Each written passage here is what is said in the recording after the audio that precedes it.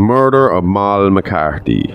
Mary McCarthy, known as Moll Carthy, was a smallholder, prostitute and murder victim from Marlhill near Newin, County Tipperary in Ireland.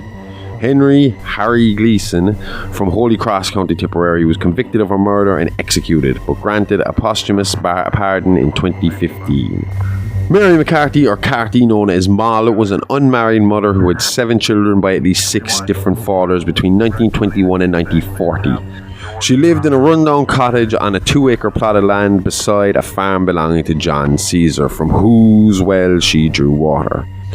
She lived by bartering sexual favours for produce and services. Her scandalous lifestyle attracted harsh criticism, and the cottage's thatched roof was destroyed by arson in 1926. Local judge Sean Troy refused 2 applications to have her children taken into an orphanage, persuaded that she was a good mother. Harry Gleeson was Caesar's nephew by marriage and worked the farm for him. On the 21st of November 1940, Gleeson reported finding McCarthy's body with 2 gunshot wounds to the face in the dugout field on his uncle's farm. The Garda Síochána arrested Gleeson on the 30th of November, claiming he was the father of McCarthy's youngest child, who had recently died in infancy, and that he feared his uncle would disinherit him if he had found this out. Gleeson denied any immoral association with McCarthy or hand, act or part in her murder. He was tried at the Central Criminal Court in Dublin, found guilty on the 27th of February 1941 and sentenced to death.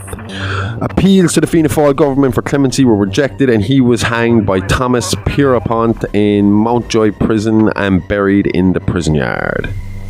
Sean McBride was junior counsel to James Nolan Whelan in defending Gleeson, and later claimed his opposition to the death penalty was prompted by his certainty that Gleeson was innocent.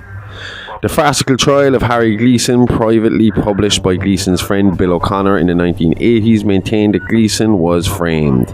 The book spurred historian and lawyer Marcus Burke to write Murder at Marlhill, published in 1993, which offered evidence of Gleeson's innocence. Cathal O'Shanahan presented a documentary on RTE in 1995 based on Burke's book. The Justice for Harry Gleeson group was established locally to gather evidence and campaign, and it later contacted the Irish Innocence Project, the Innocence Network's Irish affiliate at Griffith College, Dublin. In 2013, the Irish Innocence Project sent its files to the Department of Justice and Equality. Minister Alan Shatter sent it to Marie Whelan, the Attorney General, who got senior counsel Shane Murphy to review it. Deficiencies in the case were noted.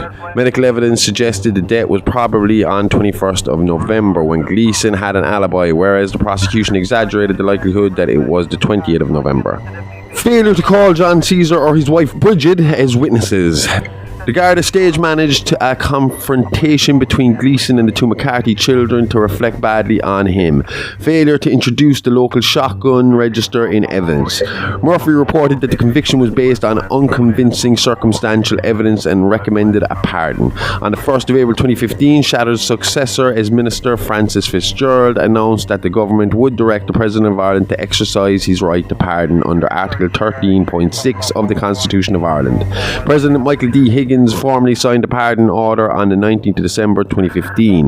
This was presented to Gleeson's family at a ceremony on the 13th of January 2016. Some from family members complained that the document used Harry rather than Henry as Gleeson's forename. Kieran Fagan believed that Marcus Burke knew who was responsible for McCarthy's murder and chose not to name the murderer in his 1993 book.